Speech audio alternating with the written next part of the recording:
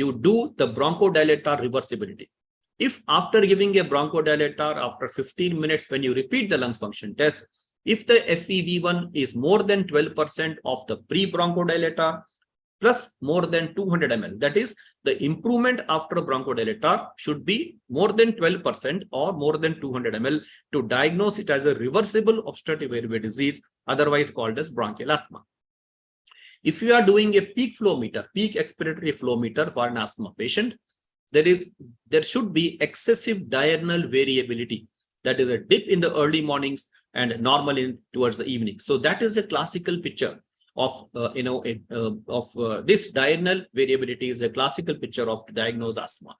If your patient is already started on treatment, suppose you have started on, say, inhaled corticosteroids on the basis of your symptoms and history and thought it's asthma, and then after 4 weeks of starting the steroids, if you do a lung function test, it should show an increase in FEV1 of more than 12% and more than 200 ml, or a peak flow should show an increase of more than 20%. So this is the criteria to diagnose, to make a firm, definite diagnosis of asthma before you actually start the treatment.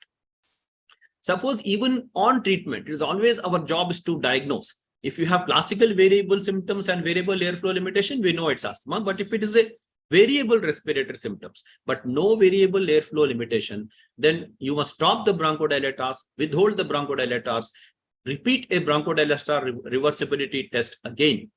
And if it looks normal, then it is unlikely to be asthma because it should show a reversibility of more than 12% FEV1 or more than 200 ml of FE of the normal value. Okay, so once we make a firm diagnosis of asthma by a spirometry, then we move on to the goals of treatment. What are we trying to treat? Our aims of treatment is to achieve and maintain the best possible clinical control. How do you maintain this? By improving his symptoms. Our aim should be to improve his day-to-day activity, try and improve his lung functions, and see to it that his reliever medication use is reduced so that he doesn't have to use his salbutamol quite often.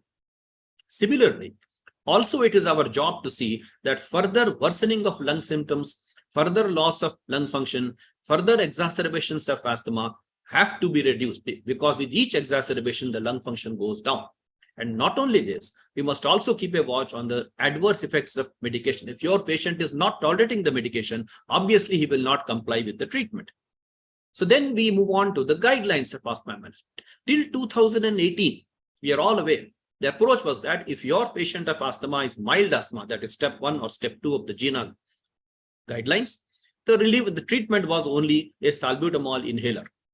Only if he gets more asthma attacks, we were advised to start low-dose inhaled corticosteroid. So with the many patients ended up taking salbutamol as and when required 3, 4, 5 times per day. And they were also feeling very happy because the symptoms got relieved earlier with the salbutamol.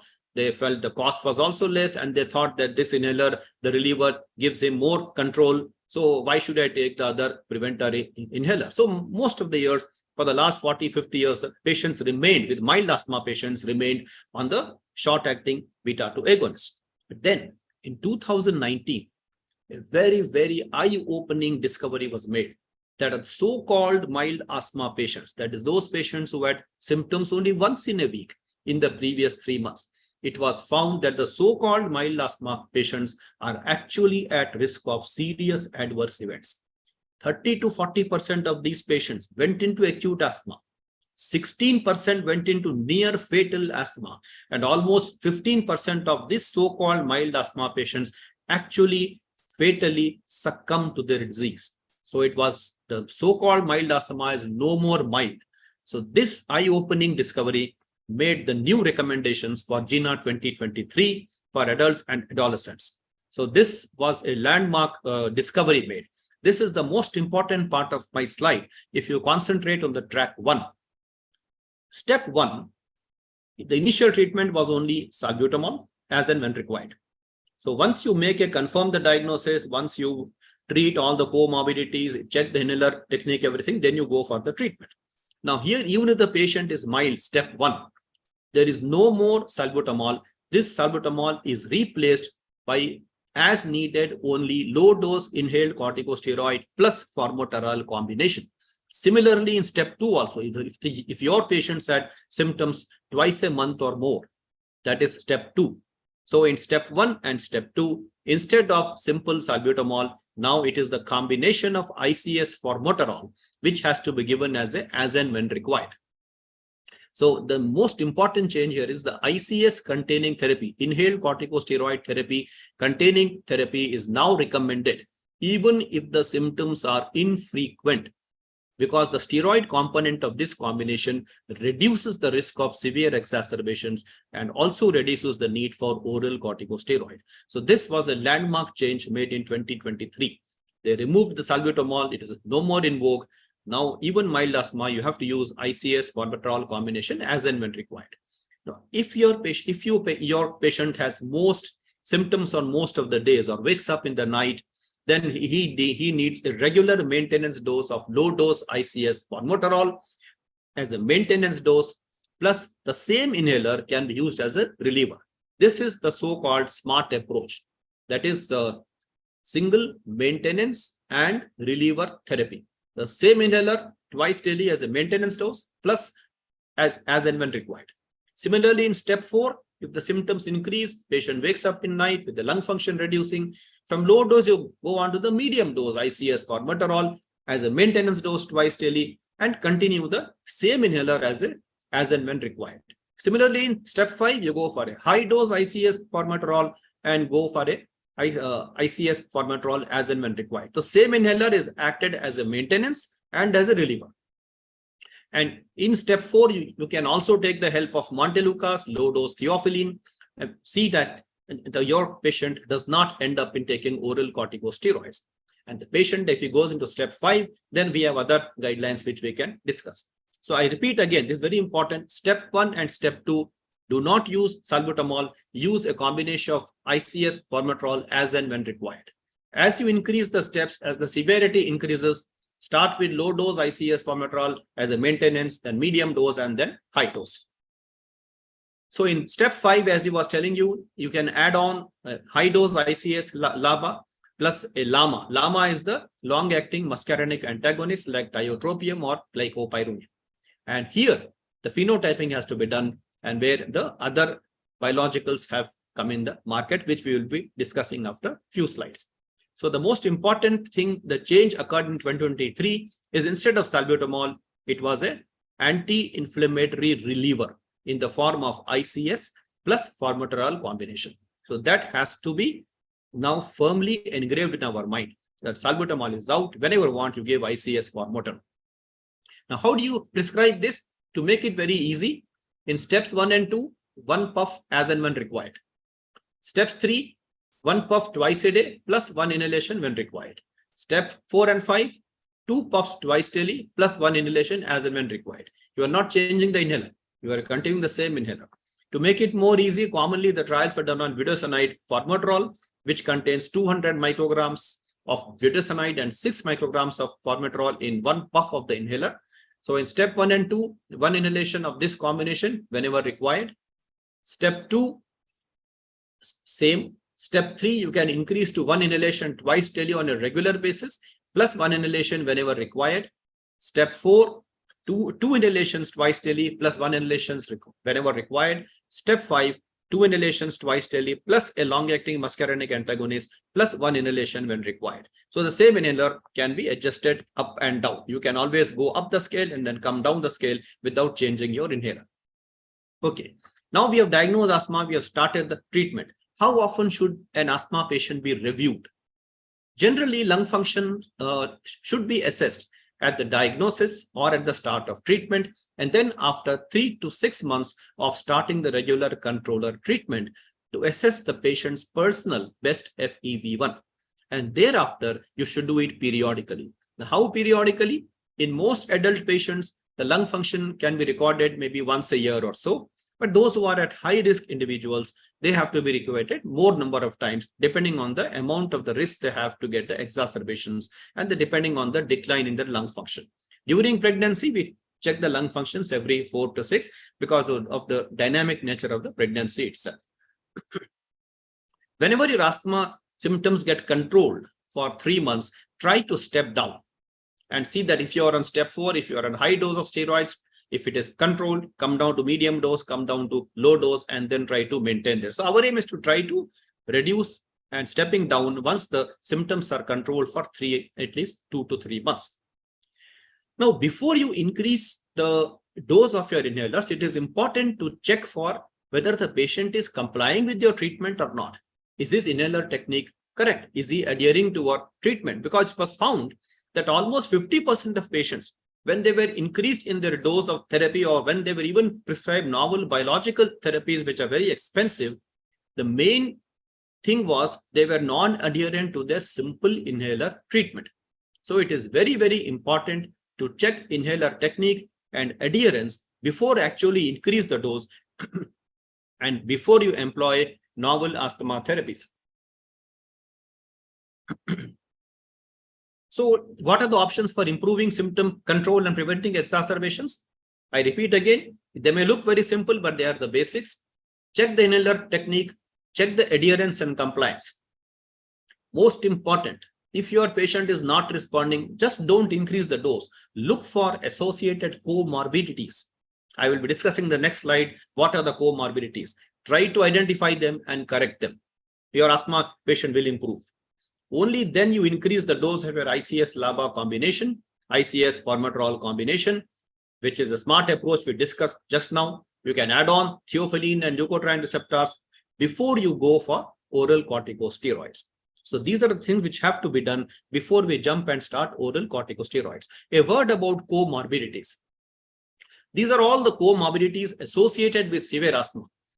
You must look for these, common being allergic rhinitis. 76% of asthma have allergic rhinitis. If you don't treat the allergic rhinitis and go on increasing the dose of asthma, it will not get controlled. Number 2, always gastroesophageal reflux disease, very commonly associated with asthma. Try, identify it and treat it. Sleep apnea, it is increasingly we are finding obesity and sleep apnea in nowadays population, even in the younger population. So always look for the Mallampatti score, look for the grading of the soft palate and hard palate, and try to diagnose sleep apnea by a sleep study, and always stress the patient to lose his weight. So what I mean is the comorbid associations may affect your asthma control. So therefore, it is important to identify and appropriately treat these comorbidities for the asthma to be well controlled. Now we move on to the term called severe asthma, or so-called mild asthma. We have now moved on to the severe asthma. What is severe asthma? Asthma that remains uncontrolled despite treatment with high dose ICS, LABA, LAMA, leukotriene modifier, theophylline, short courses of steroids. You've got given everything, but still your asthma doesn't get controlled. They make frequent hospital visits, and though this comprises a small population, but most of the healthcare costs are utilized by this group of patients. So before we actually go to severe asthma, it is important to differentiate between two terms. What is a difficult to treat asthma? What is a severe asthma? A difficult to treat, it is very important to see this difference. Difficult to treat asthma is asthma that remains uncontrolled despite the prescription of high intensity treatment like high dose inhaled corticosteroid, LABA, a triple combination like LAMAs like tiotropium or glycopyrronium, leukotriene receptor antagonists like montelukast and theophylline, and it still remains uncontrolled. But this is not due to severe asthma. This is due to these factors: poor medication adherence, poor inhaler technique, ongoing exposure to sensitizing or irritant agents, presence of comorbidities like rhinosinusitis, obesity, gastroesophageal reflux, OSA, incorrect diagnosis where a PFT was not done, and other conditions were mistaken for asthma like cardiac failure or lack of fitness, psychosocial issues. So if these factors are corrected, this asthma can be improved. So this is called as the difficult to treat asthma. Then what is severe therapy resistant asthma? Asthma that remains uncontrolled, requiring high intensity treatment despite attention to all these factors mentioned here. You have corrected adherence, you have checked the technique, you have taken care of comorbidities, your diagnosis is right, still the patient remains uncontrolled. That is true severe asthma. And this true severe asthma actually comprises a very small population of your asthmatics, only 3 to 4%. So these patients They are called severe if they don't improve despite correction of all these factors what we have seen just now. They continue to need high dose steroids, GINA step 4 and 5 treatment in spite of good adherence, in spite of good inhaler technique, in spite of correction of comorbidities. That small fraction is called as a severe asthma. Then once you have diagnosed severe asthma, we move on towards the present day treatment of biomarkers and personalized treatment. These are now taking part in the step 5, where your patient requires higher dose of treatment and requires oral corticosteroid. What is a biomarker? A biomarker is described as a characteristic that is objectively measured and evaluated as an indicator of normal biological processes, pathologic processes, or pharmacologic response to your therapeutic intervention. If you want to see and measure how much my patient is improved, we have got a typical mathematical biomarkers. The common phenotypic biomarkers available to us now, we have the total IgE, we have allergen-specific IgE, we have blood eosinophils, sputum eosinophils, fraction of exhaled nitric oxide or FeNO, and periostin. Out of these, the IgEs, the blood eosinophils, and the FeNOs are commonly available to us. These are just to show you the approved therapy for severe asthma. It looks very complicated, but I will just take you through the two pathways. See, whenever an asthma is the antigen is presented, it goes to the T cell. It has the Th1 and Th2 pathway. Forget the Th1, concentrate on the Th2 pathway. In Th2 pathway, concentrate on the interleukin-5 mediated eosinophilic pathway and the IgE mediated pathway. Now we have three drugs available: anti-IgE monoclonal antibody called omalizumab, and we have got anti-IL-5 monoclonal antibodies like mepolizumab, and anti-5L receptor, anti-IL-5 receptor antibodies is the benralizumab. What are the indications for these three? Omalizumab is recommended in severe asthma patients more than 12 years of age who are positive for perennial aeroallergens. You do a skin testing or allergen-specific IgE, they are positive. They are the dose in. So this dose of this drug is dependent on the weight of the patient and depending on the serum IgE values. It is given in the range of 75 to 375 milligrams subcutaneously once in 4 weeks. The more popular ones, new ones have come, is the mepolizumab, which is recommended for severe asthma patients who are of the eosinophilic phenotype more than 18 years of age. Dose is 100 milligrams subcutaneously given once in 4 weeks. Benralizumab is again for 18 years of age and older severe asthmatics with eosinophilic phenotype. It is given subcutaneously in the dose of 30 milligrams every 4 weeks for the first 3 doses and then every 8 weeks subsequently. So omalizumab, anti-IgE monoclonal antibody, mepolizumab and benralizumab is anti-IL-5 monoclonal antibodies. Now, then we change gears and go to treatment of acute severe asthma. What are the principles and goals of management of acute asthma? What happens in acute asthma? Airflow limitation is there, so relieve that by giving bronchodilator therapy. Number 2, there is inflammation, so give steroids, which are the best anti-inflammatory drugs. Number 3, if your patient is hypoxemic or hypercapnic, you can either try non-invasive ventilation, NIV, or if it's very bad, you can go for mechanical ventilation. There are sometimes you may have to give drugs like magnesium sulfate and Heliox. Very rarely we need to give magnesium sulfate. Methylxanthines, at one time when we were medical students, we used to give a lot of aminophylline drips right and left. But now they have been taken off of the guidelines because of their toxicity and very low level, very low range of safety. So methylxanthines have not much role, very limited role in some patients who do not respond to this treatment. Acute asthma can be managed at the patient's home, in the primary care, or in the emergency department. Let us see what we can do in the patient's home. It is important that whenever you see an asthma patient, you give him an action plan, written action plan, what to do in case his symptoms get worse. The first thing what your patients can do at home, they can increase their controller, that is the ICS formoterol, from 1 puff twice daily to 2 puffs twice daily or 3 puffs twice daily, depending on their severity. They can increase the reliever dose also. Again, the ICS formoterol can be used more number of times. Number 2, if they have a peak flow meter at home, they should do the peak flow meter, which is mandatory for every asthmatic to keep a peak flow meter. Just like a diabetic keeps a glucometer, it is important for asthmatic to keep a peak flow meter. It costs only 300 rupees. But if your peak flow is less than 60% of what it is normally best heard, then that is a sign where you should start the oral steroids as well. So you can safely increase your inhaled ICS formoterol dose to almost quadruple the dose. 1 puff twice daily, you can increase to 4 puffs twice daily, but only see that the formoterol component do not cross 72 micrograms per day. It doesn't happen because, as I told you in one of my slides, the formoterol is only 6 microgram. Even if you take 4 times per day, 6 into 4 is 24. So it is way below the 72 mark. So you can easily manage this at home itself. Now, if you have a peak flow at home, if it is less than 60% of predicted, you should start prednisolone tablet form in the dose of 0.5 to 0.75 to 1 milligram per kilogram body weight, depending on the severity, to a maximum of 50 milligrams. And usually give this for 5 to 7 days only. And then that is at home. Now, number 2, in the primary care, if you see a patient with acute asthma, after taking a good history, trying to find out the cause of why he went into acute asthma, assessing his current medications, etc., look for certain important signs. Look for all the vital signs. Look for level of consciousness. Is he conscious? Is he drowsy? Is he irritable? Look for the temperature. Is he hypotensive? Is he hypothermic? Is he in sepsis? Look for the pulse rate. Is it more than 100 or 120?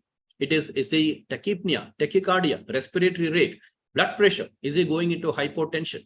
Look for accessory muscles of respiration.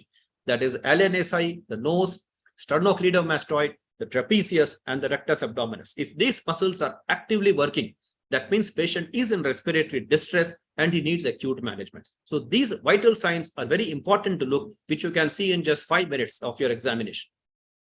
LNSI, sternocleidomastoid, trapezius, rectus abdominis, these are one of the common muscles of accessory muscles of respiration. Look for signs of severity, or look for the signs of more exacerbation severity. Is the patient able to complete a sentence or not? If your asthma patient is unable to complete a sentence and talks only in monosyllabic words, it means his asthma is very bad and needs acute treatment. Try and rule out other causes which mimic asthma, like cardiac failure, pulmonary embolism. Look for complications which can mimic asthma, pneumonia, pneumothorax. You can be mistaken for asthma. So once you rule this out, and then also it is always important to check, to carry a pulse oximeter in the pocket, check the saturation. Is it less than 90 or more than 90? If you have a peak flow, measure the peak flow meter as well. So if your patient is not using the accessory muscles of respiration, if your patient's pulse rate is 100 to 120, respiratory rate is less than 30, saturation is maintained between 90 to 95 or 92, like that, then you can start oral prednisolone at the same 1 mg per kg body weight, maximum of 40 to 50 mg. You can start him on oxygen, aim being to maintain the saturation between 93 to 94%. If you have nebulizer in that particular primary care, you can start nebulizer of both the SABA and the SAMA, that is salbutamol plus ipratropium, back to back. If you don't have nebulizer, don't worry. If you have an MDI, that is an inhaler with a spacer, give about 8 to 10 puffs through the spacer. It acts as good as a nebulizer. Repeat every 20 minutes for 1 hour, and then your patient will improve. If he is not improving, in spite of all these steroids and other treatment, if he continues to talk in words, unable to complete sentences, using his accessory muscles of respiration, respiratory rate is more than 30, is tachypnic, tachycardic, pulse rate is more than 120, hypoxic, oxygen saturation less than 90, peak flow measurement less than 50% of predicted, that is a danger sign. Yes, this patient is going to get worse and he has to be shifted to acute care. Whereas life-threatening is your patient is drowsy. See, he should be irritable, but once he is drowsy, it means his CO2 is building up. He is given up the fight to live. So that's a very dangerous sign. If he's drowsy, confused, or silent chest, you can't hear any wheeze, that means a very, very severe airway spasm. That's an urgent thing. Patient has to be put to the ICU, treated with IV steroids, oxygen, and of course, back-to-back nebulized bronchodilators. If your patient is improving by your treatment, say on the left-hand side of the column, then what do? You assess for discharge. When do you discharge a patient? His peak flow should be more than 60 to 80% of predicted. He should maintain saturation more than 94%. He should not be requiring the reliever medication like SABA for a long time. Then when you plan the discharge, increase his inhaler dose. So ICS, formoterol, whatever dose he was earlier before coming to hospital, double the dose of that.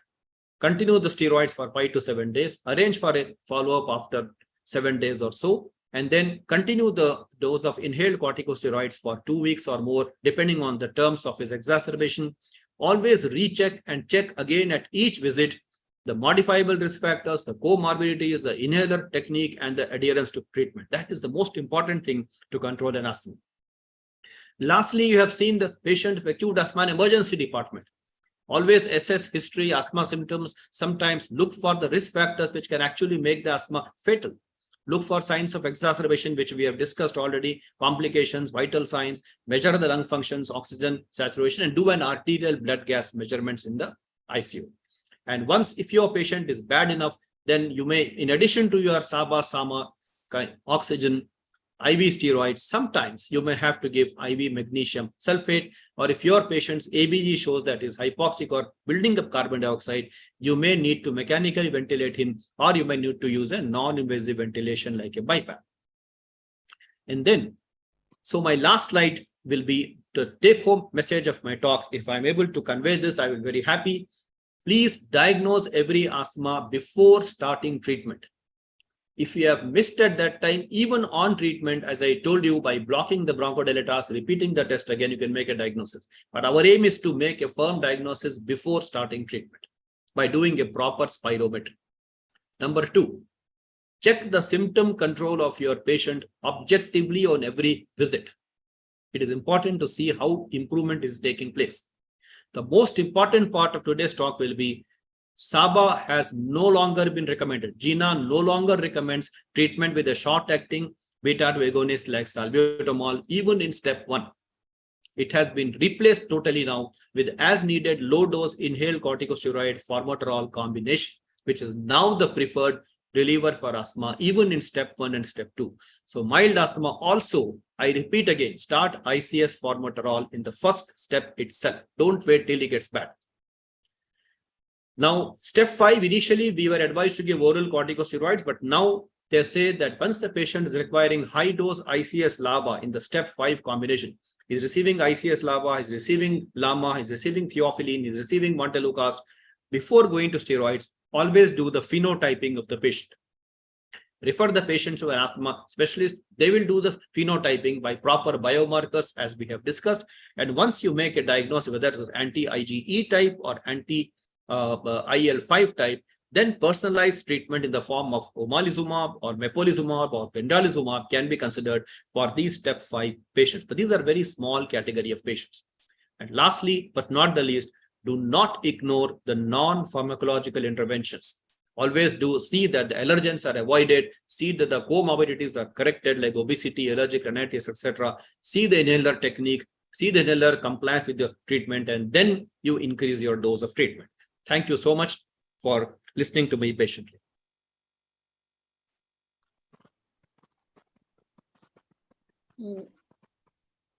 Thank you, sir, for an excellent deliberation. There is a question from Dr. Anand that Yes. What food actually exerts this asthma?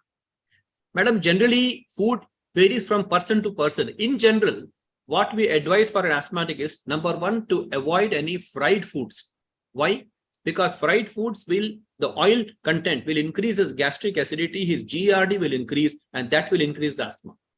Number 2, we ask them to avoid the bakery items, because in our Indian population, this maida, bakery items has been found to be a frequent allergen in these patients. Avoid any coloring material.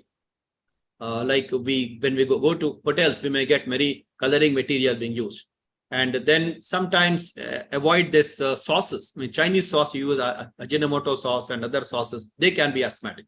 Avoid cola containing drinks where there's a compressed gas that can aggravate the asthma. Avoid preservatives like they use in jam. And more important than food, avoid the dust, the smoke, both the cigarette smoke, the agarbattis, even the dhoop what we put, that is supposed to be equal to 500 cigarettes. Mosquito coils. These are things which can aggravate the problem. So all sorts of dust and smoke and these food items. But in general, Mostly the compliance with the treatment is very, very important. Thank you, sir. I request our chairman, IMS, Dr. Pankaj, sir, to say a few words on this matter. Thank you, good evening, and thank you, Dr. Pradyut Vagre, for a Thank you. very enlightening and excellent talk, revisiting the recent advances also. As we know that the bronchial asthma has really taken a pandemic things. We see so many cases now, and especially in the north when we have all these harvesting seasons, our OPDs and indoors get full. And we really enjoyed this thing. And thank you very much. Thank you. Thank you. I have some questions. Hello. Sir, I am Dr. Dr. Pradeep. Anand Bhatt. Yeah, I see a question here about tapering of steroids. Yeah. Generally, we start them on steroids, the dose of 1 milligram per kilogram body weight for a week. And most of the patients, because already simultaneously you are increasing the dose of inhaled corticosteroid also. So the need for oral steroid will not be much. And our aim, that's what our aim is, to see that the patient does not need longer oral steroids. Few patients may require for a longer time. So if you are needing steroid for more than 7 days, then you need to taper it. Say, for example, if you're on 40 milligrams for 7 days, you can taper it to 30, 20, 10, and 5 every weekly. But generally, once you start the steroids along with high dose inhaled corticosteroid and a LABA combination, generally 7 to 8 days is found to be enough.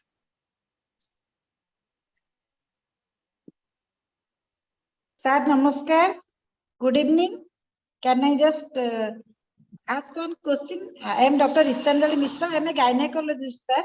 Yes, ma'am. So, in pregnancy, what should be the drug of choice for asthma patients in first and second and third trimester? Which trimester, which drug we can give, sir? Please enlighten.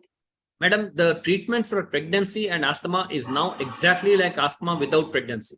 What I mean is you can start the inhaled corticosteroid and formoterol combination in the beginning itself. There is no controversy in that. You can start this combination in the first month, second month, third month. The question of IV steroids has some controversy because they can interfere with the other things occurring in the pregnancy. So if you start your ICS LABA combination early on in pregnancy, the need for steroids will be very, very less at the end of the pregnancy. But in case they say after patient completes 34 to 35 weeks of pregnancy, even if you need to give inhaled corticosteroid to see that the asthma does not get worse, it is not contraindicated. But yeah, for a stable asthmatic, the ICS and formoterol combination can be started right from day one itself.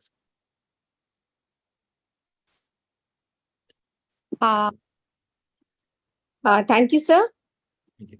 Is it really Sir, Madam, I have some questions, madam. I am Dr. Bothre. Yes. Sir, Vagre, sir, it is a very informative talk, sir. For that, I am very much thankful. I have some questions, sir. Yes. So nowadays, the Deflazacort is available and prednisolone. Which is better, sir? Most of Sir, the best is prednisolone. Prednisolone is the best. If you see the potency of the drugs, the best is methylprednisolone, followed by prednisolone, followed by deflazacort. Why the deflazacort has become more popular is because if you are giving it in diabetics, the rate of rise of blood sugar, they say, is less, comparatively less. It's still there, comparatively less with deflazacort when compared to prednisolone or methylprednisolone. But as far as the potency is concerned, first methylprednisolone, followed by prednisolone, followed by deflazacort. Sir, without tapering, how many days we can continue, sir? 7 days, 7 to 8 days. Even 20 mg also? Yeah, 40 mg also. Yeah, 7 days we can prescribe. Yeah, if you want, if a patient requiring more than 7 days, then you need to taper it off. Okay. Sir, most of the patients are complaining of weakness, and most of the patients will go to the anemic, and most of the patients will have like mild tremoring. So how will deal with these people? See, if the patient is anemic, we know that hemoglobin will carry the oxygen. So if your hemoglobin is low, then definitely will be hypoxic and he will not be improving well. So always, in addition to your asthma treatment, try and correct his hemoglobin as well. The weakness in asthmatic patients is due to two reasons. One is the hypoxia, and other is the increased basal metabolic rate. See, if you are breathing for a normal process, with you and I are breathing without any effort, the patient has to make an effort to breathe. So his entire energy is spent in breathing itself. So that's the reason why he feels weak. You don't have to give anything more, but try and control the asthma so that his breathlessness reduces and weakness will improve automatically. Sir, how we recognize the acquired and hereditary? Acquired asthma and hereditary asthma. Acquired asthma and hereditary asthma. Yes. It is basically, sir, now allergic and non-allergic asthma. That's how we differentiate. It is the allergic asthma which usually starts in childhood. When the child in the preschool age or school age, how do I know diagnosis? They have history of childhood asthma. If you're seeing an adult now, go back to the history. They have history of childhood asthma. They have history of some allergies in addition to asthma, like allergic rhinitis or atopic dermatitis. They have a family history of asthma. Parents, even uncle, auntie, grandfather, grandmother, they may be having asthma or even migraine. Even now they say if a patient has migraine, it is one of the indication that this patient may be having asthma. So that's also one correlation recently, 2023, they have made. So family history of asthma, family history of allergy, childhood history of allergy, associated allergic components like allergic rhinitis, atopic dermatitis makes them that this patient has mostly childhood allergic asthma. Whereas adult asthmatic, those who develop asthma in adult life or acquired asthmatic, they are mostly of the eosinophilic variety. They get exposed in their adult life to this eosinophilic component and they develop asthma. They don't have the childhood history of asthma. Sir, whether we can recognize like a pre-diabetic and pre-hypertensive, like is there any pre-asthmatic stages? Yeah, it's a very important, How very vital question, sir. They have exactly said the same thing for COPD, the pre-COPD, like that, the pre-asthmatic. They say if your patient is, symptomatic, it is very easy to diagnose asthma. If you do a mass lung function test for a group of patients, even your asymptomatic patients at rest, the lung function shows differences, slightly low, then this patient is a pre-asthmatic. So in such patient, you expose him to dust, he will develop the wheeze. You make him run, he will develop cough. Most we see this in pediatric asthma. When the patient comes to your clinic, you just make him walk, or if you have steps, ask him to go up and down and then auscultate again, he will develop wheeze. Initially, he will be all right. Once you make him up and down, he will develop wheeze. So these are the things which you must pick it up on latent asthmatics, what we call. Sir, one more question, sir. Last question. So I have seen a lot of patients, those who are going to very low temperature countries, sometimes below 0 degrees temperature. They will carry asking me to go very much care. They are carrying the site-acting asthmatic inhalers and isolone like that. In spite of that, I have seen a lot of cases, 100% of cases, they never used that. They are very safe there. So what You are very right, sir. Indian Because for example, if my patient goes to Kashmir, nothing will happen to him. It is not the temperature, it is the smog. If in a city you are seeing the smog, you are unable to see the sky clearly. What you're breathing is the dust and the pollutants. Which are more important? As you go higher up for cold countries, the smog is not there. So he will not have any symptoms at all, unless his asthma is due to the dip in temperature. It's a different factor. But generally, they don't have any such problem because of the absence of smog and pollution. Thank you, sir. Thank you, ma'am. Thank you. Sir, there is a question from Dr. Raj. Any difference in treatment there is a difference between COPD and bronchial asthma, and any difference in treatment? Yes, madam. It is very important to differentiate because asthma is a reversible airway disease, which is usually secondary to some allergy. COPD is a not reversible. It is a partially reversible disease, which is continuous. Asthma is episodic. COPD is continuous. COPD is due to exposure to some noxious chemical, most commonly cigarette smoking, but in India, we have 65% non-smoker COPD. Very commonly, we have biomass exposure. And so the treatment is different. In asthma, the sheet anchor of treatment is inhaled corticosteroid. You start from day one, step one itself, as I have told in my slide. Whereas in COPD, the treatment is step 1 is bronchodilators.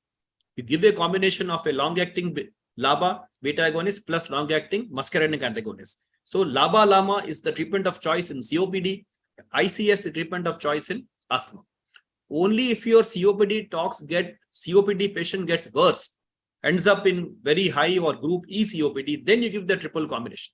So most important difference in treatment is ICS, inhaled corticosteroid, is a sheet anchor of asthma treatment, whereas LABA-LAMA is the sheet anchor of COPD treatment. That's why it's important to differentiate the diagnosis by doing a proper spirometry.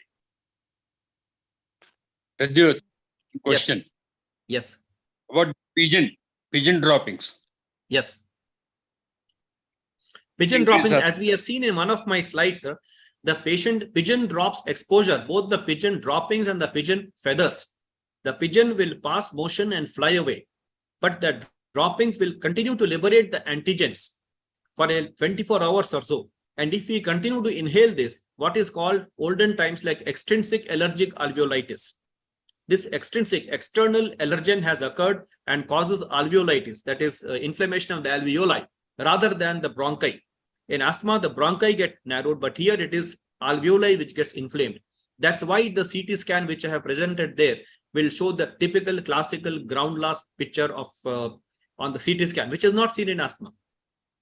So the difference is that this is pigeon exposure will be leading to a disease called hypersensitivity pneumonitis, where again the patient may require to put on long-term steroid treatment rather than asthma, where you give inhaled steroid treatment. So that's why it is important to ask a proper history. History of pigeon exposure has become very common in Hyderabad now, and almost every day we get 2 or 3 patients who get pigeon exposure and misdiagnosed as asthma. Thank you. Sir, one question from Dr. Ravanya. How long should he use the inhaler for moderate and severe asthma? And another question from Dr. Raj. Ceratodast's role in bronchial asthma. Yeah. The first question first about the inhaler therapy. There are no guidelines how long to give, but the guidelines say if your patient is say he is requiring a high dose inhaled corticosteroid and a LABA for 3 months, he is stable. Don't stop the inhaler, but reduce the dose from high dose to medium dose. Step down. Continue medium dose. If he is stable for 3 more months, come to low dose, and then make it only if required. But patients, theoretically, you cannot stop treatment in asthma because you don't know what is causing allergic asthma. There's so many things in the environment. So if you cannot maintain a strict environmental control. So in summary, you can step down or step up your inhaler therapy, but cannot stop the inhaler therapy. Second question was, can you repeat it, madam? Ceratodast. This was one of the drugs which is tried. This is basically one drug which is tried for asthma because of thromboxane A2 inhibitors. And that concept was now entirely changed. So we don't use this drug commonly. Very rarely we use it in the form of 80 milligrams. And only those patients who are not responding, who are frequently ending up oral steroids, we used to write this drug. But now after the onset of development of this mepolizumab, we are not using this drug at all. That's why it is not promoted now also in asthma. But that was the concept, is a thromboxane P2 inhibitor. Thank you, sir. I think we will wind up. We'll go to the next session. I request. Sir, I have one question, sir. I have one question. Yes. Sir, actually, if some patient comes, they're having no symptoms of asthma or any allergies, but on examination, investigation, it's showing very high level of IgE.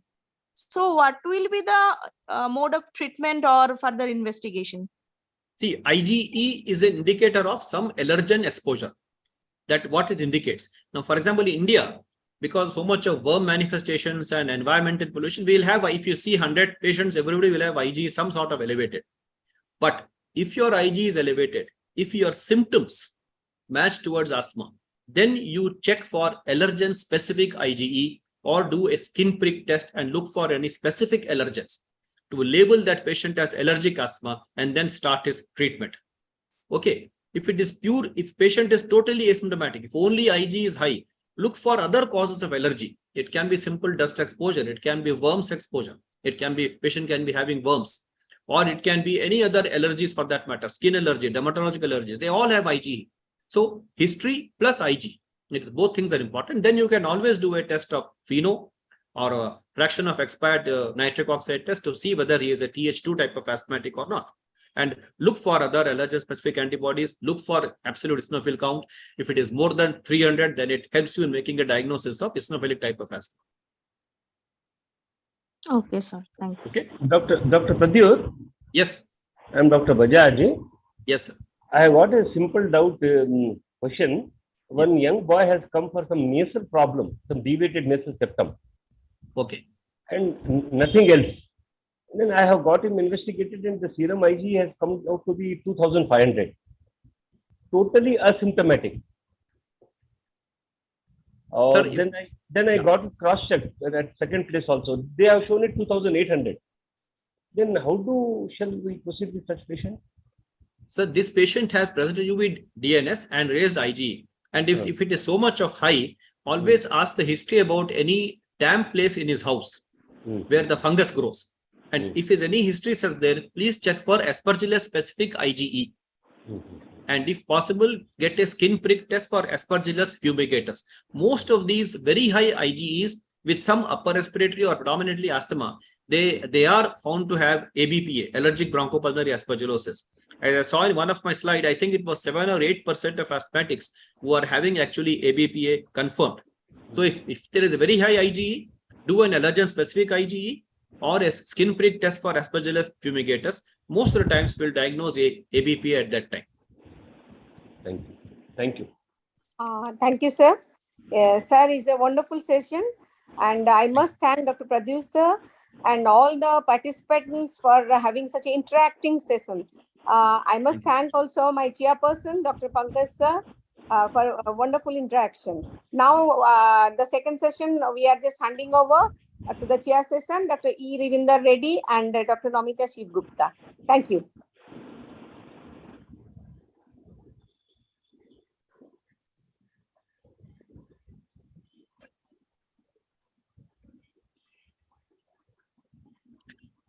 Hello, am I audible? Hello, Audible, sir, go ahead. sir. This is Dr. Ravinder Reddy. I am introducing Dr. Pritesh Nagar. He is a very popular pediatrician. I practiced at Aditya Hospital, Hyderabad, and he did his MBBS from Kasturba Medical College, Mangalore, and he did his MD Pediatrics from the same college. He is one of the best outgoing students, winner of 7 gold medals, and he passed out his MD Pediatrics from Kasturba Medical College, Manipal, in July 2005. Worked as assistant professor in the same college for 2 years, then worked as pediatric and neonatal intensive care unit, Aditya Hospital, for nearly 13 years. There we know him, we heard about him. He's a very good pediatric intensivist, and his dedication, his passion is pediatric intensive care, neonatal intensive care. He also has interest, passion on the importance of metabolism, immunodeficiency, vaccinology. And currently, he is working as Associate Clinical Director and Head of the Pediatric Department, Care Hospitals, Banjara Hills. And his academic experience is something which we has big pages there. I would just like to read out few things. He's a brilliant pediatric intensivist and neonatal, takes care neonatal intensive case also. He's a review board member of Indian Journal of Child Health, a reviewer of Journal of Pediatric Critical Care, editorial board member of IAP, TCB Journal of Pediatrics. He is a speaker at various conferences at national level, and he is a faculty in most of the national conferences, state conferences. So that conferences he attended is with a big list. So I think it's more than that, we need to hear from him. So he was also, is also a guide to the DNB pediatric students. Many of his students passed out, Dr. Shraddha Vaman, Dr. Padyan Prakash, Krishna Prasad, Smachalam, Dr. Raghunath Reddy, and few others. He also has one publication with Sanjay Srirampur and Pritesh Nagar older vaccines revisited, advances in pediatric JP publications, second edition. He is like that. So he's quite a popular pediatrician of Hyderabad. I think audience would definitely enjoy his talk. And I've been practicing pediatrics for the last 42 years. And my passion is also intensive care. Asthma is a chronic disease of the childhood. We see many cases of acute severe asthma. It accounts for nearly 20-25% of the admissions of the pediatric intensive care. So it's such an important topic. And sometimes it is you will have say intractable asthma, refractory asthma, life-threatening also.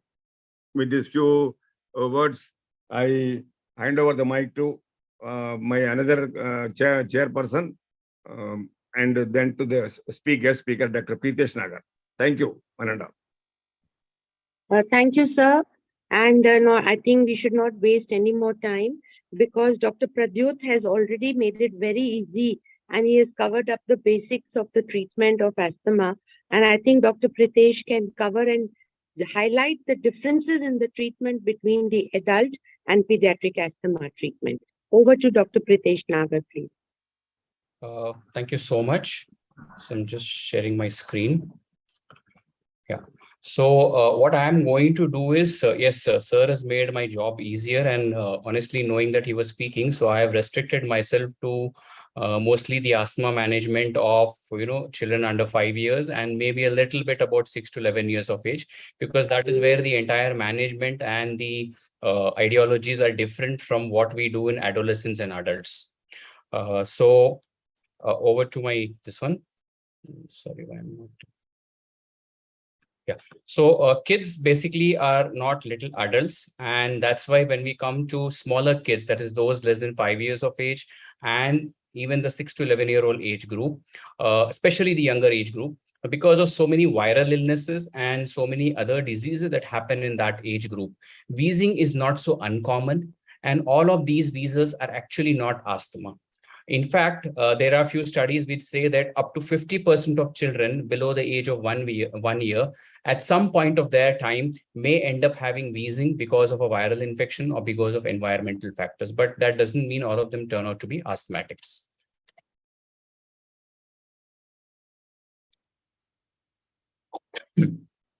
So the crux of the talk will be basically into two groups. One is kids under 5 years, and then the older kids, that is those more than 5 years of age.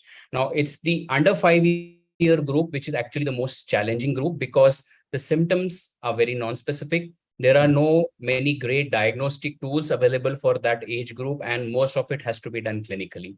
In the older children, those especially who are cooperative enough, definitely we have tools of spirometry and PFR, which can be used for diagnosis of asthma. So when we come to a kid less than 5 years of age, now the three main tools that help in diagnosis are basically the symptom patterns, the risk factors that are involved. And then there is something called therapeutic trial, which probably is not there in the adult asthma or older children, but it is there in this age group in a lot of occasions. So when we look at the symptom pattern, we basically look at cough, wheezing, the difficulty or shortness of breath, and reduced activity. So cough basically in an asthmatic child would, like any other adult or any other patient, would be usually dry cough. It is a non-productive cough. It is variable. It is intermittent, and it can happen on exposure to a trigger or an exposure to an environmental agent, or sometimes on exposure to a viral respiratory infection. Wheezing again is intermittent. But like sir mentioned in his talk also, a lot of times we see wheezing with respect to activity as well. Now, in less than 5 years, these activities could be as simple as, laughing, crying, or maybe even playing. So that itself can also at times trigger wheezing. Just finding some disturbance. So,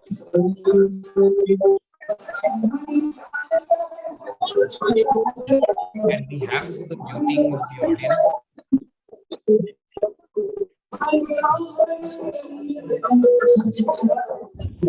Disturbance is there. Thank you. So the next symptom is the shortness of breath, which basically manifests again as respiratory difficulty.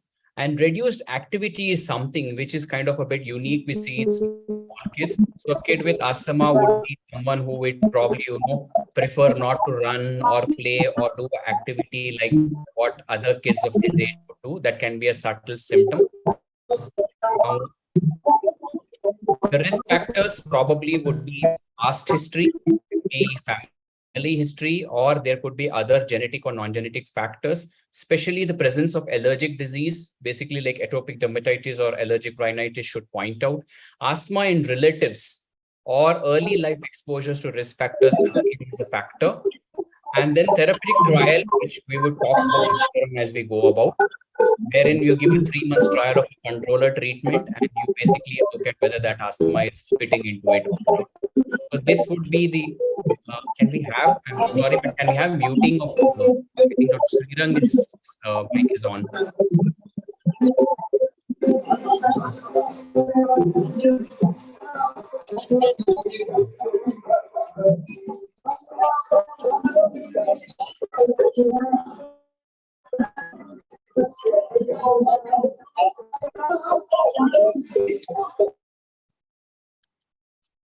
So in a child, how do you suspect or when do you suspect a child to have asthma? Well, one is, of course, the first thing is in this age group, you look at how many episodes the child is having. More than 3 episodes of a cough, wheezing, and breathlessness combination should lead us to have a significantly high suspicion for asthma. Now, we should remember that in kids, again, breathlessness and wheeze is basically just the tip of the iceberg. The most common or predominant symptom when in kids is basically cough, which will present in a varying kind of presentations, and probably a detailed history to alert us to this kind of is there any way we can have muting, because kind of Sir, we are not able to hear you properly. Some disturbance is there, sir. disturbance is coming because someone's mic is on. Mute yourselves. Mic is on of other people, that's why I think. So cough is basically the crux, or probably the majority of kids do have cough as a manifestation of asthma, and breathlessness and wheezing, what you see probably may form just the tip of the iceberg. So the characteristics of cough in an asthmatic patient, usually it's recurrent, persistent, a dry cough. Like adults, probably it tends to be more worse at night or early mornings. It can occur in exposure to exercise, crying, laughing, exposure to environmental triggers, and all those factors. It may happen, may be accompanied by wheezing or breathing difficulty. And then it can happen even in the absence of a respiratory infection. And the most important thing, that cough responds to bronchodilators. It's a clue that we are dealing with asthma. Whereas non-asthmatic cough usually tends to be productive, associated with fever or infection. There will not be a diurnal variation. There will not be any kind of worsening of exercise or any kind of triggers. That will not be there now. And response to bronchodilator will not be there.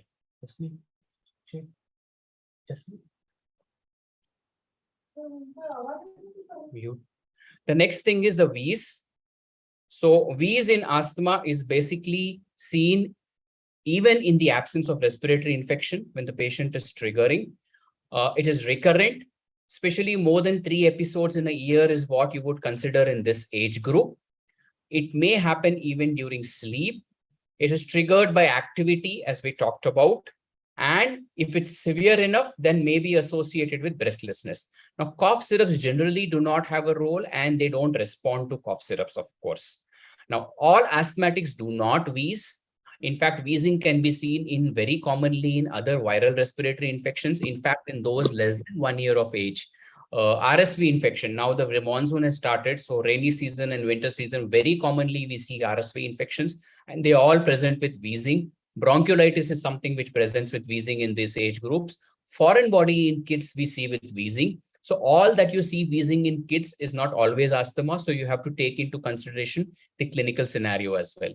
Shortness of breath would usually be seen in more of severe variants, but sometimes in kids you can see it with activity. You can see it with exercise and all those kind of symptoms.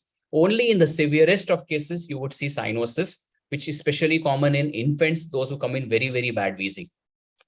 So this is basically, presence of any atopic disorder in any of the genetically related disease, relatives. What sir was talking about some time back in his talk, presence of asthma in relatives, presence of allergic rhinitis, presence of eczema, migraine, and the child himself complaining of getting tired easily, which is indirectly reflecting that the child's lung capacity or the child is developing wheezing in response to exercise. So this kind of symptom scenario in any of the first degree relatives towards the paternal or maternal side, again, is a kind of clue or a kind of alert to us that we should suspect asthma in this kind of a patient.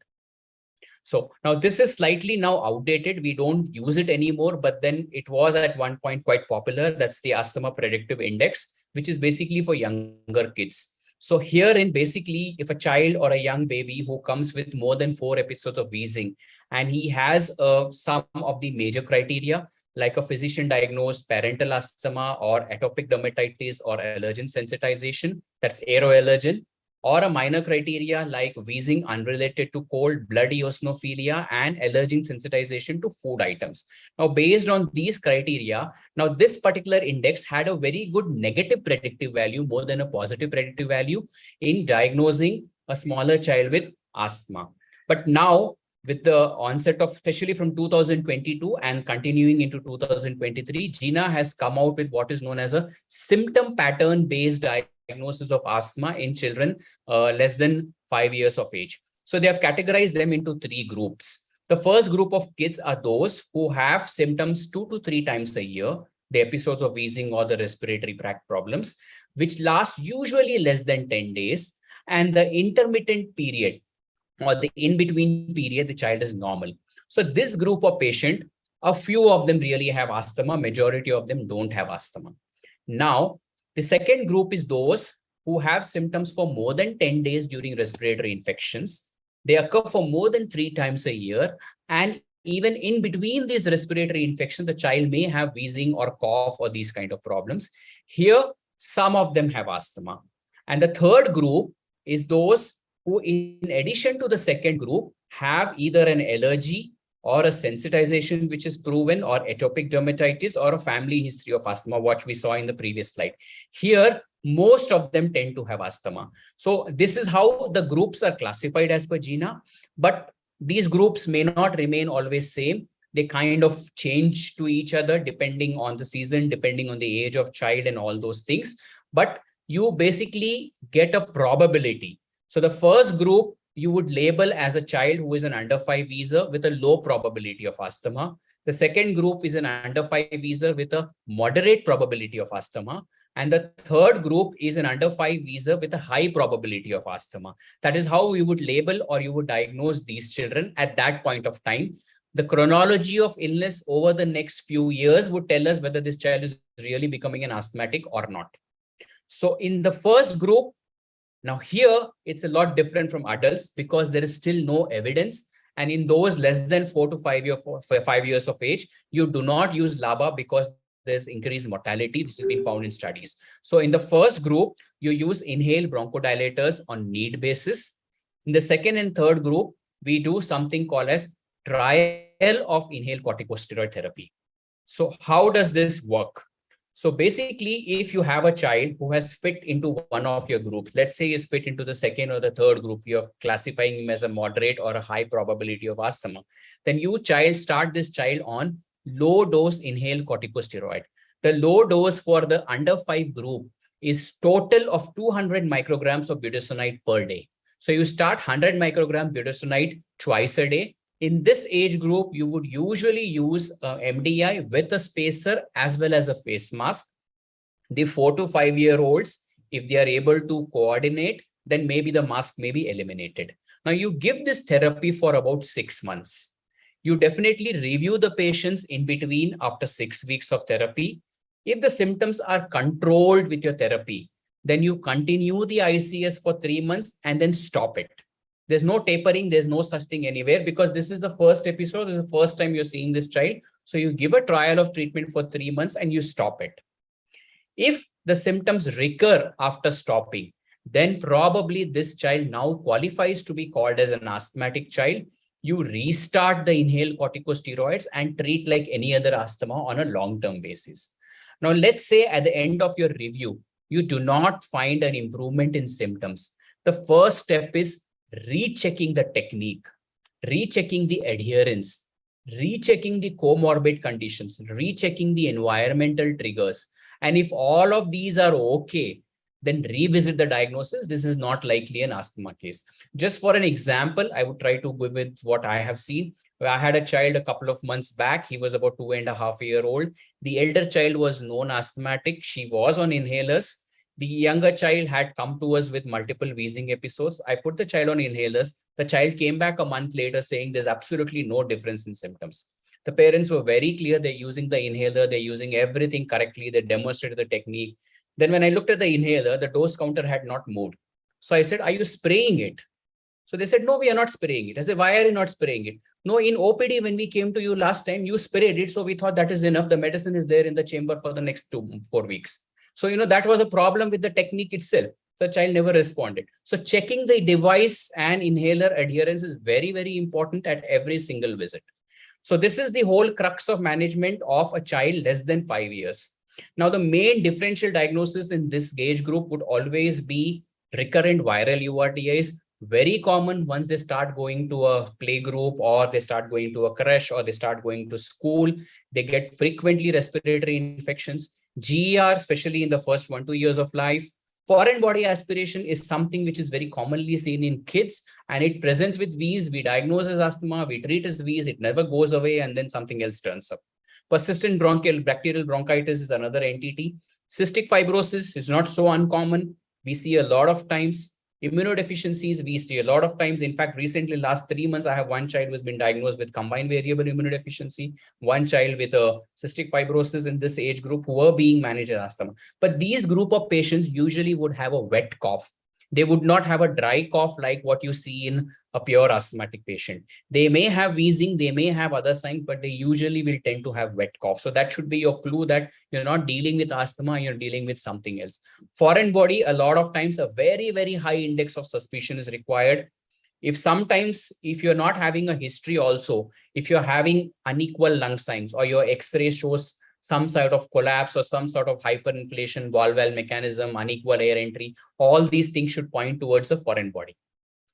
So the red flags. Now, this is the age group where there would be several other situations as well. So the red flags to tell that this is probably not asthma, this is something else. A child who is having failure to thrive. A neonatal onset or an onset very, very early within the first few months of life. That's not asthma, that's something else. Vomiting associated with respiratory symptoms. A child who is wheezing continuously, that's not asthma again, that's something else. A child who does not respond to inhaled corticosteroids. There is no clear association with triggers, focal signs, presence of clubbing, hypoxemia outside the context of a respiratory illness.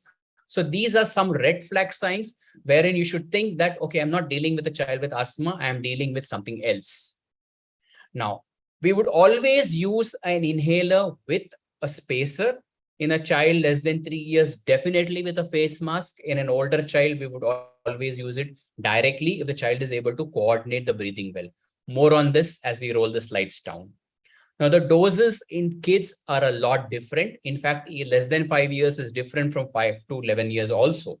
So in less than 5 years, what we call it as is low dose. The total low dose for less than 5 years, as I said earlier, is 200 micrograms of budesonide. That's it. That's the total low dose, which is probably the starting dose of a single puffs in an adolescent and adult. So that's the total low dose. Of course, we have alternatives, and though it is not recommended in this age group, there would be a very small fraction of patients who, despite all your measures, may not accept the inhaler because kids are fussy at times. So in that group of patients, though again, this is not a recommended therapy, I'm not saying go home and do this, but in that very rare group of patient, probably budesonide nebulization, 500 microgram total dose is the equivalent dose as low dose. Fluticasone and all these are also there, but usually most often we use budesonide as the inhalation device. Now, this is from GINA 2023. So this is the same step 1, step 2, step 3, and step 4 management of asthma in children less than 5 years. So now, unlike adults where you have a track 1 and track 2, that's not what's there here. So you have the traditional method of a controller and a reliever here. The reliever in this age group is a short-acting beta agonist. In fact, this is the age group where you're always going to use SABA as a reliever. Now, in step 1, that is those who are having very infrequent symptoms, you're going to use only SABA on SOS basis. Now, why we are not using ICS here? Because there's no evidence right now. There's not enough data to say ICS is going to be good in this age group of patients. So you're using only SABA. In step 2, these are the patients where you're looked into giving therapeutic trial. So these are the patients who are having more than 3 episodes per year. So there you would use daily low dose corticosteroids, what we talked about. Now, if the patient does not get controlled well on this and you have ensured that all your other factors are taken care of, then the next step is doubling the dose. That is from 200, it becomes 400. Or someone who is not controlled on step 2, you progress to step 3 with doubling the dose of steroid. And then on step 4, you continue the inhaler at that dose and you look at what is the likely possibility of alternative diagnosis or why is the child not responding. Now, the probability of moving to step 4 is very, very rare. I very hardly remember any child where we had to even go to step 3 actually in this age group. Most of them do well on step 2 itself. If your adherence is good, you've taken care of the non-pharmacological measures, you've taken care of comorbidities, then usually almost all of them do well on step 2. Very rarely step 3 is required, step 4 let alone. So this is the management of a child who is in less than 5 years of age. Now, when you go to children more than 5 years of age, the symptoms are more or less going to be similar. Cough, breathlessness, wheeze, chest tightness, all of these will be there. Now here the child would be able to express himself, will be able to tell his symptoms, so that makes a difference. And here, unlike less than 5 years of age, we need to document evidence of variable airflow symptoms as well as airflow limitation. And we do that by doing a spirometry. So we need to document the evidence and support our diagnosis saying that this child is suffering with asthma. Usually 6 years and above, they are able to do spirometry. I do it in almost all my patients. So they are able to do spirometry and we can document that airflow obstruction. So basically on spirometry, you look at whether the FEV1 FVC ratio is less than 90%. And then you also look at bronchodilator reversibility by documenting a more than 12% improvement in FEV1. This is what we need to know for pediatric asthma. If we are not able to do spirometry in a resource poor setting, then probably documenting a reversibility by PEFR method by a more than 20% improvement is another way, but spirometry is what we do on a routine basis. The exercise challenge tests are not routinely done in most of the kids. So this is kind of the chart. So you basically look at the FEV1 FVC ratio. 90% is the cutoff for a kid. For adolescent and adults, it's 75 to 80%. This is from GINA. So if you have a FEV1 FVC ratio, which is normal, and your FVC percentage also is normal, it's a normal lung. If you have a less than 80% in this age group, then this is a restrictive. This is where our asthmatics fall into. So you have an FEV1 FVC less than 90% and your FVC will be more than 80%. So this is the pure asthma. Whereas if you have the FVC also reduced, then either it's a mixed disease or it's a severe asthma or a severe airflow obstruction. That's where your FVC also is reduced. So this would definitely help in diagnosis. Ideally, it should be done at the start before you start the child on treatment. Now, there are different techniques where you can do it by stopping the inhaler for child who is already on treatment and all those things. I'm not going into details of that right now. Now, when you come to 6 to 11-year-old group, the dosing is slightly different. We use again budesonide commonly, so I'll talk about that. So the low dose here is 200. The medium dose is 200 to 400. And the high dose is more than 400. So this is roughly half the dose of what is used in adolescents and adults. So that's the usual dose in this age group. So budesonide is the common reference point. So that's what we talk about. Now here again, going back to the GINA chart. Now here, the management becomes slightly similar to what you see in the adolescent and adult age group. But again, here also, as needed, SABA is still having a role, unlike adolescent and adults. But now slowly there is ICS formoterol creeping in. So what we talk about is a very low dose ICS formoterol. I'll talk about it as we come about. So step 1, that is children who have symptoms less than twice a month. In that group, you would use low dose ICS along with SABA whenever it's taken. So you are still giving ICS. So you're probably moving towards how you manage an adolescent and adult, though you're not using ICS LABA combination. So every time the child has an attack, you would use an inhaled corticosteroid low dose, that is 100 to 200 microgram of budesonide, along with a short-acting beta agonist.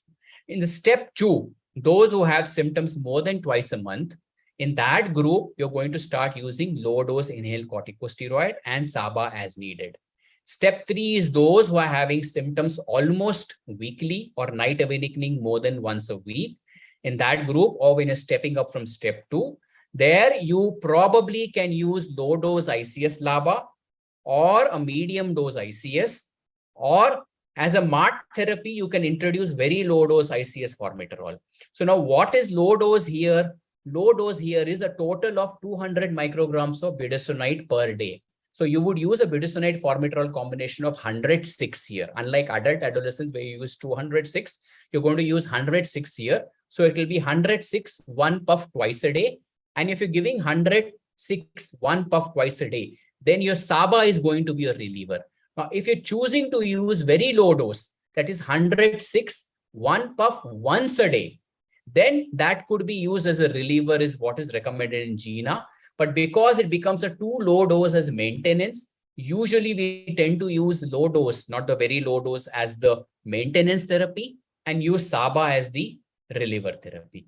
When you move to step 4, there you move up the ICS LABA dose to medium dose, that is 400 micrograms of budesonide. So you would be using 2 puffs of 106 twice a day. And that could be also used as a maintenance therapy if you're choosing to use the lower dose again. So there's a bit of confusion on these aspects here. But the simple way is you use low dose ICS in step 3, you use medium dose ICS in step 4, and you continue using SABA as your reliever therapy. Step 5, very rarely, honestly, I have not come across any child who really requires step 5 in this age group. But then in step 5, similar to adults, you start doing phenotyping. You may use high dose ICS LABA, and you may start considering anti-IgE therapies because omalizumab is approved for more than 6 years of age now. The other therapies are not really approved in this age group. Now, it's very important that at every review, every follow-up, looking at confirmation of diagnosis, looking at symptom control. Symptom control basically looks at 4 aspects: daytime symptoms, nighttime symptoms, use of SABA reliever therapy, and any kind of exercise limitation. So these 4 questions you need to ask to tell whether your patient is having symptom control or not. If the answer to all of these 4 is no, the patient is controlled well. If any of these few are positive, the patient is not, it's partially controlled. And if all of them are there, then the patient is uncontrolled. Comorbidities, adhering to inhaler technique, and of course, looking at the child and caregiver preferences and other things. So this is the circle. You review every time, you assess all these factors, and then you adjust your therapy. Most of the times, as sir has said, the problem of not getting controlled is because of poor technique or poor adherence rather than the asthma not responding. Now, a few words on certain aspects in pediatrics. Now, this is how a canister looks, and the drug is basically a small portion which is lying on the top. The rest of it is a surfactant, propellant, and the preservatives. And this is the very reason that you need to shake the inhaler very well before you use the drug, because otherwise the drug is lying on the top and you're not going to give the effective dose. Now, in kids, we always use a spacer, and even in adults, it's recommended that preferably spacer is used because of multiple reasons. Most important, the newer spacers are all anti-static. The spacer, especially the anatomy, the shaped ones, not the cylindrical one, the shaped ones basically conform to the plume shape of the aerosol which is generated. So basically the delivery of drug is enhanced. It acts as a holding chamber, so you don't have to coordinate your breath with the actuation. The oropharyngeal deposition is significantly less. The side effects are significantly less, and it could be used in an emergency situation very well, even at home. Now, certain important thing when you're using a spacer, when you're using it newly, the inhaler needs to be primed, or there's a gap of more than 4 days. Again, the inhaler needs to be primed. The reason being is the nozzle, the place where the propellant or the preservatives and all can get accumulated. So you need to prime the device by spraying 3 to 4 times in the air. When you're taking a breath through the inhaler, exhale up to the FRC. Seal your mouth around the inhaler and take a slow and a deep breath. And then hold it for 10 seconds. So that is the ideal way. And between two actuations, let's say you have to give 4 puffs or 10 puffs or 6 puffs, then you need to have a gap of at least 30 seconds. The reason being is the inhaler, the drug that's delivered is at almost at the nozzle, it's at -30 degrees. So when you deliver the drug, the nozzle needs to come back to room temperature. So that takes about 30 seconds to 1 minute. So you need to give that gap. Otherwise, the drug delivery is not perfect. In fact, this was a study which showed that the temperature at the mouthpiece at 20 millimeters from the device is almost -30. And as the distance increases, this temperature comes down to room temperature, both in the older CFC products as well as the newer HFE products. And this is another reason that you need to use the spacer, because you're going to eliminate this cold freon effect by using the spacer. The other important thing of using spacer, this is one study which showed now the maximum drug deposition in the lungs happens with an MDI spacer and a DPI. The maximum oropharyngeal deposition happens with a nebulizer and a MDI, which is used directly, as well as a DPI. So that's why for all practical purposes, MDI spacer is a better device, but of course it becomes cumbersome and there's a taboo attached to it. So all those problems are there, but scientifically, this is the best device. Now in kids, there are certain problems that we always come across. Parents always feel that your child is labeled asthmatic and now he's going to become addictive, and they are reluctant to take therapy. So it becomes very important to make them understand that inhalation therapy is not the last. It's basically the first line therapy. It's the safest, the fastest, and the most effective way to control your asthma. And it's not addictive. The way I tell my parents, the parents of my patients, is that, it's something like you're wearing glasses. You wear it because you need it, does not mean that you're addictive. Or let's say, for example, you're brushing your teeth daily. You brush your teeth daily because you want to keep your teeth healthy. It does not mean that you're addicted to brushing. Similarly, using inhalers is to keep the lungs healthy because a child is asthmatic. It's not addictive. Now, important thing is the first visit, especially in kids, it's really difficult to convince. So the child needs time, not just a prescription. Now, all my patients, it's recommended, and all my patients go home with a written asthma plan, their daily management, what to do when the patient has a mild to moderate attack, what to do when the patient has a severe attack at home. Treating modifiable risk factors, use of non-pharmacological strategies, adhering to treatment, and appropriate step up, step down, all form a crux of the management. Now, a few words on acute asthma. It's going to be more or less similar to adults. So I'm not really going into details, but a few things which are different. Now, kids, we deal with a wide variety of ages. So a single heart rate value or a single respiratory rate value will not be applicable to kids. And that's why we have a variable rates. Now, for example, the heart rate cutoffs are different for under 5.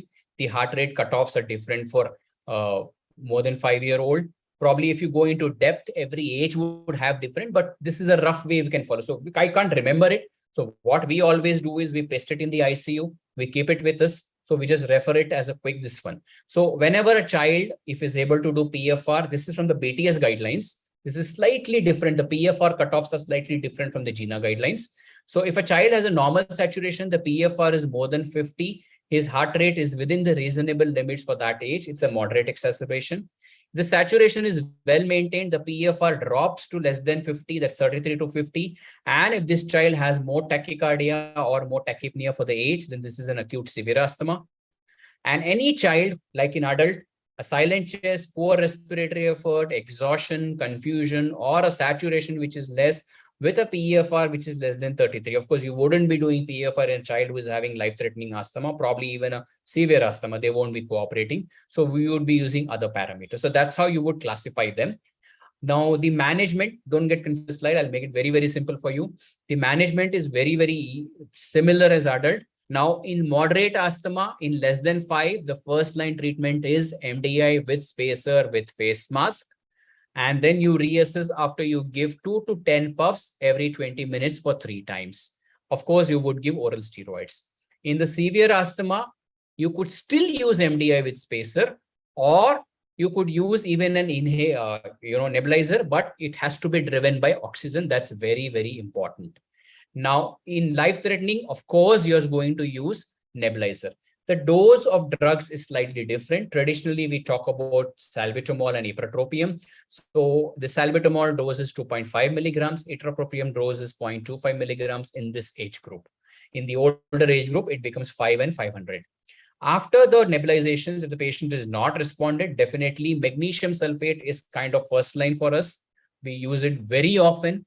IV salbutamol is no longer available in India, and so we still fall back on aminophylline in some situations.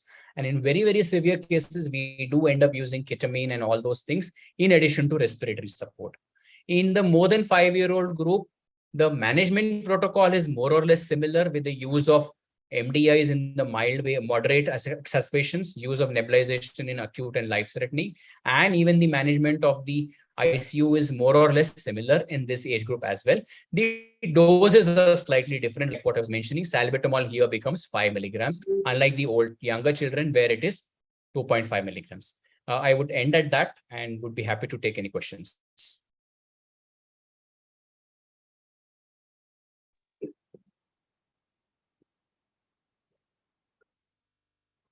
Thank you, Dr. Saab. I think you have covered it very well. And the points, differences between adults and pediatrics have been highlighted very well. And myself, I'm being a pediatrician. It was nice of you. I could revise my GMA guidelines again. Thank you so much. Now, if there are any questions, let me just check on the chat box. No, I don't see any questions because I think the topics have been covered up so well. And definitely the treatment protocols, like you highlighted, have changed. We are going more onto inhalers and MDI support. And this message really has to go down to all the practitioners, that the role of nebulizers and this have to go down, and more dependency on the inhaler therapy with the MDIs have to come into routine practice. Thank you so much. Madam, I have got a simple doubt, madam. A simple question. Yeah. Wonderful talk, Dr. Pritesh. Just a question. Wanted to know what in the history you would ask is actually triggering the asthma. History, a lot of times we would go back to ask whether anybody in the family is smoking. That's one thing. Use of what sir mentioned already, agarbattis, dhoop, all those things in that. There would be situations where it would be triggered by an exposure to environment, like let's say a child is going out on a two-wheeler and gets exposed to the smog outside and gets it. So, or maybe sometimes, I can just give live examples of certain kids whom I have treated in this kind of situation. So I had a child who was having actually a very bad asthma, was not getting controlled. We had actually stepped up treatment, not getting controlled. We tried asking all kind of triggers and everything, and nothing was coming forward. And then one fine day, the parents came and gifted me an agarbatti box. I said, "Where did you get this from?" So we make it at our home. I'm like, "Where do you make it?" "It's in the same home where we are making it, and the child is playing there." So actually, that was a trigger factor. And believe me, that child, when she went off to her the Nani's house, she was completely symptom free. And then they had to literally shift that workplace to somewhere else. So that was a trigger factor. So I had one child whom we were not able to figure out what was trigger. And finally, parents themselves came up saying that twice a month, the child has a sandpit play in the school. And the day she plays in sandpit, that is the day they have found that she triggers and then she has wheezing. So sometimes you probably need to dig into history, or sometimes probably you have to see the natural course and let the parents, sensitize the parents and let them come out with, what factors that child is kind of triggering. How common is carpets actually being an important risk factor to trigger asthma? I think it should be, because carpets would accumulate dust, and that would accumulate the dust mite, and that has got a level A evidence to say that that is one of the trigger factors for causing exacerbations or causing asthma. So definitely not using. In fact, I advise them to not have all these rugs, carpets and curtains and all those things at home if patients are asthmatic, is definitely recommended. Sir, I have got a simple question, sir. A patient doesn't fall exactly under something like allergic rhinosinusitis, that is upper respiratory allergy, or something like asthmatic lower respiratory tract allergy, but raised eosinophil count in differential count, and raised absolute eosinophil count, and raised serum IgE. If needed for any ischemic problem, something like the patient had ischemic neuropathy, optic neuropathy recently, they can be put on low dose aspirin, no problem. So aspirin triggered or NSAID triggered asthma is a completely different subsegment on its own. So not all asthmatics probably would trigger the wheezing just because the patient is using an aspirin. I would again probably correlate with a patient of mine who basically was non-asthmatic on inhaler, developed Kawasaki, and she had a big coronary artery aneurysms, and the child had to be on aspirin therapy for a pretty long time for the coronary aneurysm. But child was doing pretty well, didn't have any exacerbations out of the ordinary related to aspirin. So what I'm trying to drive here is it need not exacerbate asthma. And again, as Sir has already told in his talk very clearly, that isolated increase in the eosinophil count or the IgE symptoms in the absence of asthma symptoms. Now, if the IgE is elevated, the eosinophil is elevated, but the child does not wheeze or child does not have symptoms of asthma. Maybe child is allergic rhinitis or something else, is a different story. But child doesn't have asthma, then probably one is I'm not looking at treating him as an asthma. Second thing is, I would definitely give him aspirin if the situation demands, if the current condition demands to give aspirin and there's no other alternative available. But if after giving that, the child has an exacerbation or child develops, then probably we have to look at alternative therapies. But again, in childhood, worm infestation is much more common in kids. In fact, a lot of these patients who have eosinophil count elevated respond very well once you deworm them, they become all right.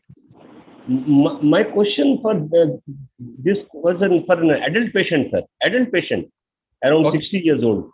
Sorry. Sir has to answer.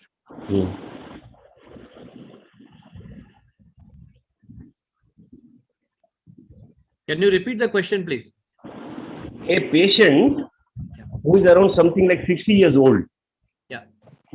I cannot put her on something like upper respiratory allergy or lower respiratory allergy. That is allergic rhinosinusitis or allergic bronchitis or asthma, whatever you tell.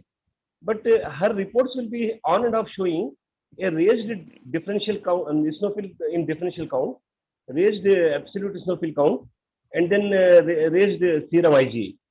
And when situation requires low dose aspirin for her, can it be given? Yeah, I think, see, if as Dr. Pritesh has said, always look for the history of the IgE along with the history of asthma. And as far as the neutrophil count is elevated, try and look for any source of infections before you label as a small group of neutrophilic asthma as such, what we call as neutrophilic asthma, which do not respond well to your steroids. And aspirin, yes, you can give aspirin unless, as you said, AERD, aspirin in exacerbated respiratory disease, is very not that commonly seen. Only unless when the patient has associated nasal polyposis or something, then you avoid aspirin. But otherwise, you can give aspirin. I don't think any issue is there. Thank you. Thank you.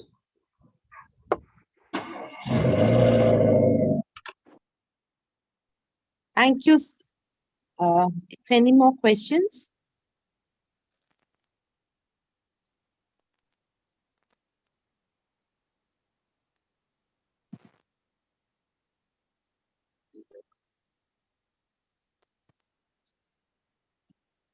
Hello. If there are no more questions, I would like to thank on behalf of IMAMS headquarters, both the speakers, Dr. Pradyut Wagre and Dr. Pritesh Nagar, for giving an excellent overview of both the adult and pediatric asthma respectively.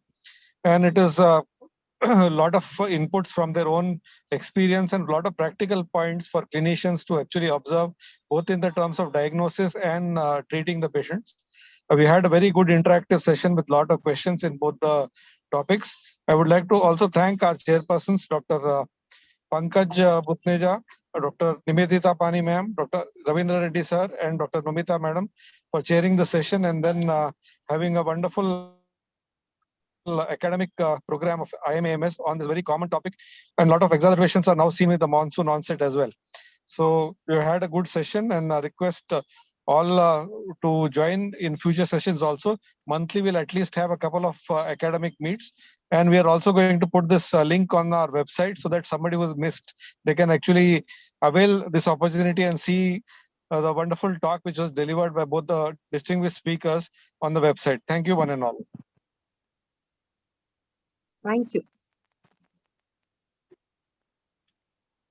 Dr. Srirang, Yes, sir.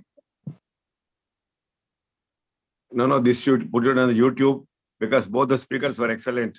Yes, Pradyut sir. Wagre, I'm a pediatrician, but I am 68 years old. I'm not asthmatic, but and Pritesh, a very lot of clarity, man. I've been there for, I know, Yada is just junior, Sri Rams, I'm Sanjay senior in the college, Yes. sir. Usmania. So I heard about you. Excellent. Srirang, you should be, others should be, if they come to know, it is there in the YouTube, many will follow, man. It's a very good talk by both the speakers. Congratulations, both of you, my dear friends, both of you. Thank you so much, sir. Thank you, sir. We'll definitely put the YouTube link on our website so that everybody can benefit the talks. Thank you so much. Thank you, everybody. Good night, and thank you for joining.